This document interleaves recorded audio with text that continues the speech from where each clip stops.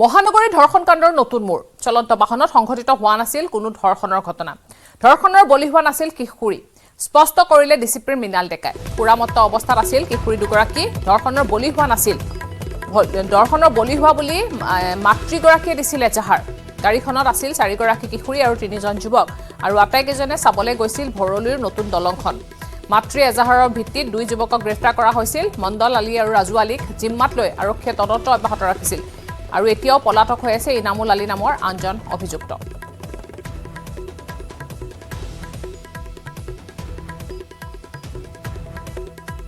আৰক্ষীয়ে তদন্ত অব্যাহত ৰাখিছে কিন্তু এটা নতুন ঘটনা পোহৰলৈ আহিছে যে কিশোৰী কেইগৰাকী কোনো ধৰণৰ ধৰ্ষণ কৰা নাছিল নিচাযুক্ত তেওঁলোকে নিচাসক্ত হৈ আছিল বুলি জানিব পৰা গৈছে তেওঁলোকে দলং চাবলৈ গৈছিল তেওঁলোকে ফুৰি আছিল তেওঁলোক নিচাসক্ত আছিল তেওঁলোকৰ লগত ধৰ্ষণ হোৱা নাছিল এই মন্তব্য কৰিছে ডিচিপি গৰাকীয়ে এয়া মাতৃগৰাকীয়ে সন্দেহ কৰিছিল আৰু সন্দেহৰ ফলত এখন গোচৰ ৰুজু কৰিছিল তাৰ পিছত সমগ্ৰ ঘটনা আৰক্ষীয়ে তদন্ত কৰিছে আৰু তদন্তত পোহৰলৈ আহিছে যে তেওঁলোকৰ স্বাস্থ্য পৰীক্ষা কৰোৱা হৈছে আৰু কোনো ধৰণৰ ধৰ্ষণৰ ঘটনা সংঘটিত হোৱা নাই বুলি প্ৰকাশ কৰিছে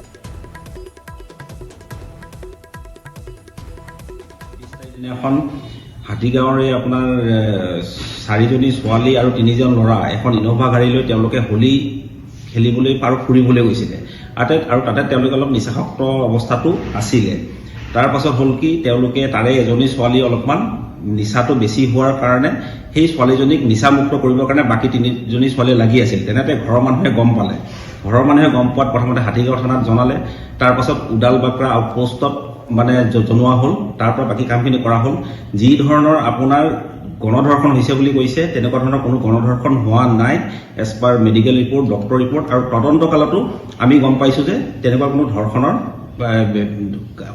হোৱা নাই তদন্ত চলি আছে এই ঘটনাটোত 2জন মানুহক এৰেষ্ট কৰা হৈছে কিন্তু যি ধৰণৰ বাতৰিটো প্ৰচাৰ কৰা হৈছে যে গণধৰ্ষণ ইনোভাৰ ভিতৰত হৈছে বুলি তেনেকুৱা ধৰণৰ কোনো গণধৰ্ষণ হোৱা নাই মেডিকেল ৰিপৰ্টেও কনফাৰ্ম কৰিছে কোনো ধৰ্ষণ হোৱা নাই আৰু তদন্তটো আমি পাইছো কোনো ধৰ্ষণ হোৱা নাই ক'ৰ পৰা কোনে ওলাই গৈছিলে তেওঁলোকে হাতীগাঁৱৰ পৰা আপোনাৰ আমাৰ ভৰলুৰ ওচৰত যোনখন নতুন ব্ৰহ্মপুত্ৰৰ ওচৰত যে ব্ৰিজখন হৈছে সেই ব্ৰিজখনৰ পৰা দিনতে ওলাই গৈছিলে আৰু সন্ধিয়া 5টা বজাত তেওঁলোকে আহি ঘূৰি পাইছিলে ভূপেন বৰা বিজেপিলৈ অহাটো মোদী গেৰাণ্টিৰ দৰে ভূপেন বৰাৰ বিজেপিত যোগদান নিশ্চিত গোলাঘাটত এই তাৎপৰ্যপূৰ্ণ মন্তব্য কৰিছে মুখ্যমন্ত্ৰী হিমন্ত বিশ্ব শৰ্মাই ভূপেন বৰাৰ ভাগ্যত বিজেপিতে আছে ভাগ্য বিজেপিতে হ'ব মুখ্যমন্ত্ৰী হলেও বিজেপিৰ পৰাই হ'ব কংগ্ৰেছত একো ভাগ্য নাই বুলি মন্তব্য কৰে মুখ্যমন্ত্ৰীগৰাকীয়ে ভূপেন বৰাই চক আজি মই কিমান দিনৰ পৰা যোগদান কৰিম বুলি কৈ আছো তেওঁতো না কোৱা নাছিল এই গোলাঘাট আৰু যোৰহাটত আপোনালোকে বহুত বেয়াকৈ ধৰাৰ কাৰণেহে তেওঁ ক'লে নহলেতো কোৱাই নাছিল ইমান দিনে তেওঁৰ যোগদানটো নিশ্চিত সেইটো আপোনালোকে কনফাৰ্ম কৰি থৈ দিয়ক খালি মই আগতে কৈছো যে 25ৰ আগে পাখে যোগদান কৰিম না বুলি কৈছে মুখ্যমন্ত্ৰী হ'ম বুলি কৈছে 26ত হ'ব পাৰে কিন্তু বিজেপিতে হ'ব আৰু যি হয় কংগ্ৰেছত নহয় যি হয় তেওঁৰ ভাগ্য বিজেপিতে আছে গতিকে তেওঁ হোৱাটোতো মই কাৰ ভাগ্যত কি লৈ আহিছে মইতো ক'ব নোৱাৰো কিন্তু মই এইটো পুৰা জানো যে তেওঁৰ ভাগ্য বিজেপিৰ লগত লখিমপুৰৰ কংগ্ৰেছৰ প্ৰাৰ্থীজন ভূপেন বৰা ডাঙৰীয়াৰ নিজৰ প্ৰাৰ্থী কিন্তু ভূপেন বৰা ডাঙৰীয়া বিজেপিত যোগদান কৰিব বুলি নিশ্চিত হোৱাৰ কাৰণেই কংগ্ৰেছ দলৰ কোনো বিধায়কে ভূপেন বৰাৰ প্ৰাৰ্থীগৰাকীক সংগ নিদিলে তাৰমানে জানেই যে ভূপেন বৰাৰ মানুহ এওঁ কোনোবা দিনাখন বিজেপিতে আহি যাব গতিকে আমিনো গৈ কি কৰিম গতিকে ভূপেন বৰাটো একদম মোদী গেৰেণ্টি ইপিনে ভূপেন বৰাক লৈ এনেদৰে প্ৰতিক্ৰিয়া প্ৰকাশ কৰা মুখ্যমন্ত্ৰীক তীব্ৰ সমালোচনা কৰে বিৰোধী দলপতি দেৱব্ৰত শইকীয়াই আপোনালোকৰ বহুতৰে লগত ভূপেন বৰা বেছি ঘনিষ্ঠ সেইকাৰণে আপোনালোকে এইবিলাক সুধিলে গম পাব মোক নকয় নহয় তেওঁ কেনেকৈ ক'ব আৰু মইতো তেখেতক বিশ্বাস কৰোঁ তেখেতক মই সম্পূৰ্ণ বিশ্বাস কৰোঁ তেখেতে ইমান সমালোচনা কৰে সকলোকে এতিয়া মুখ্যমন্ত্ৰীয়ে কৈছে সমালোচনা কৰিলেই মানে বিজেপিত যায় এইটোতো মুখ্যমন্ত্ৰী এটা কুট কৌশল হ'ব পাৰে যে কোনো বেয়া কামবিলাক চকু মুদি থাকিব লাগে সমালোচনা কৰিব নালাগে কিন্তু সমালোচনাটো কৰিবলৈকে আমি বিৰোধী আছোঁ সেই গতিকে ময়ো কৰোঁ ভূপেন বৰাইও কৰে আৰু ভূপেন বৰা সদৌখন ছাত্ৰ সন্থাত এটা সময়ত আছিলে কাৰণে তেখেতৰ আৱাজটো ডাঙৰ হয় তেখেতৰ কণ্ঠ বহুত বলিষ্ঠ বুলি কয় যে মই কিন্তু অলপ লাহে লাহে কওঁ কাৰণ মই উগ্ৰ নহয় দেই আজি মোদী গেৰাণ্টিৰ দৰে হিমন্ত বিশ্ব শৰ্মা মুখ্যমন্ত্ৰী কৈছে হিমন্ত গেৰাণ্টি 25ত মানে আকৌ ভূপেন বৰা জইন কৰিব বুলি এবাৰ গেৰাণ্টি দিছে হিমন্ত গেৰাণ্টি কি আছে আগত বিজেপি কিমান ফেল মাৰিছে গেৰাণ্টি আপুনি কওকচোন ভাল দিন আহিল নেকি প্ৰদেশ কংগ্ৰেছৰ সভাপতি ভূপেন বৰাক ক্ৰমাৎ আক্ৰমণৰ লক্ষ্য কৰি লৈছে বিজেপি নেতা মন্ত্ৰীসকলে। এইবাৰ ভূপেন বৰাক ভাল কমেডিয়ান আখ্যা দিছে কমলপুৰৰ বিধায়ক দিগন্ত কলিতাই।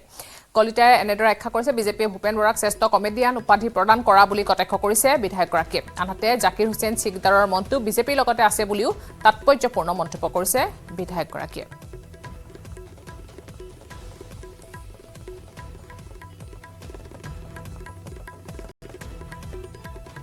মই সন্ন্যাস ল'ম, কেতিয়াবা কয় তেখেতে ভকত ৰূপত যাম। কালি তেখেতে কৈছে মই চাৰিটা নিৰ্বাচন মোৰ চকুৰ আগত হ'ল, মই নেখেলিলোঁ। আজি তেওঁ কৈছে মুখ্যমন্ত্ৰীৰ সপোন। আচলতে ভূপেন বৰা এজন ডাঙৰ কমেডিয়ান, নাম্বাৰ 1 কমেডিয়ান, আৰু ভাৰতীয় জনতা পাৰ্টীয়ে তেওঁক বেষ্ট কমেডিয়ান আজি উপাধি প্ৰদান কৰিলোঁ।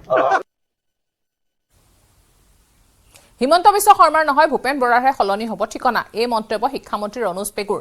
মুখ্যমন্ত্ৰীক সমালোচনা কৰাৰ আগতে নিজৰ সন্মুখ আৰু পিছলৈ ভূপেন বৰাক এবাৰ চোৱাৰো আহ্বান জনায় শিক্ষামন্ত্ৰীগৰাকীয়ে।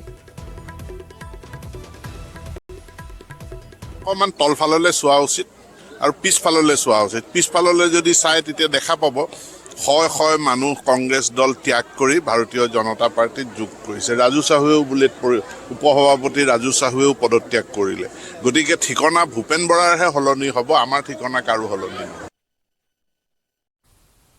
অসম জাতীয় পৰিষদৰ সভাপতি লুৰিণজ্যোতি গগৈক ডুবন্ত জাহাজৰ কেপ্টেইন আখ্যা বিধায়ক তৰংগ গগৈ। লুৰিণক কটাক্ষ কৰি বিধায়ক তৰংগ গগৈয়ে ক'লে লুৰিণৰ ডুবা জাহাজৰ কেপ্টেইন।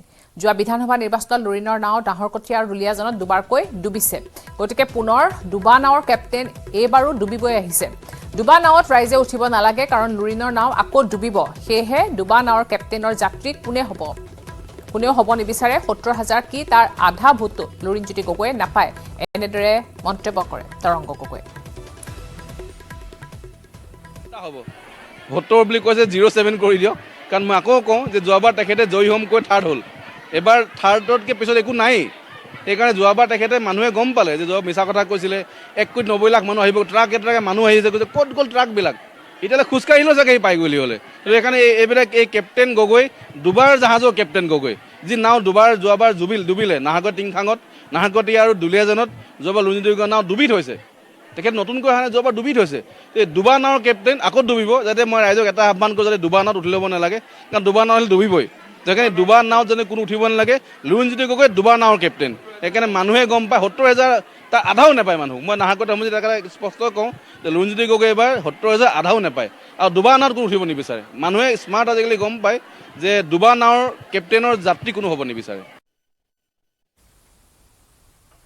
আজিৰ পাছত গৌৰৱ গগৈ শুই থাকিব লাগে। তেজপুৰত মন্ত্ৰী জয়ন্ত মল্ল বৰুৱাই কৰিছে এই মন্তব্য। সাংসদ গৌৰৱ গগৈক লৈ তীব্ৰ কটাক্ষ কৰিছে মন্ত্ৰী জয়ন্ত মল্ল বৰুৱাই। শোণিতপুৰ লোকসভা সমষ্টি বিজেপি প্ৰাৰ্থী ৰঞ্জিত দত্তৰ মনোনয়ন পত্ৰ দাখিলৰ সময়ত গৌৰৱ গগৈক তীব্ৰ সমালোচনা মন্ত্ৰী জয়ন্ত মল্ল বৰুৱাৰ।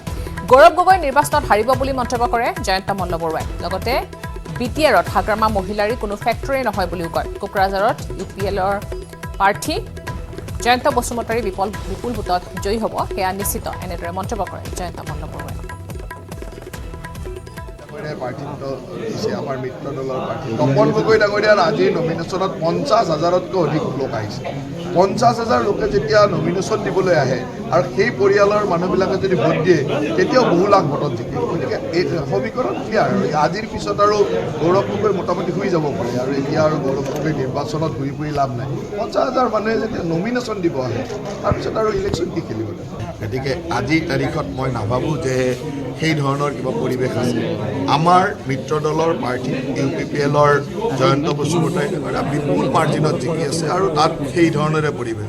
আজি তেজপুৰত যিটো পৰিৱেশ, কোকৰাঝাৰতো একেই পৰিৱেশ। কেৱল প্ৰাৰ্থী আমাৰ গোটেই কথাটো হ'ল মোদীজীৰ লগত। এইবাৰ মানুহে ভোট দিব মোদীজীক, এইবাৰ মানুহে ভোট দিব হিমন্ত বিশ্ব শৰ্মা ডাঙৰীয়া। গতিকে মোদীজীক ভোট দিবলৈ যেতিয়া ওলাই আহিব, তাত আৰু কোন বেলেগৰ কি হিচাপ কৰিব। গতিকে সকলোৱে মোদীজীকে ভোট দিব আহিছে।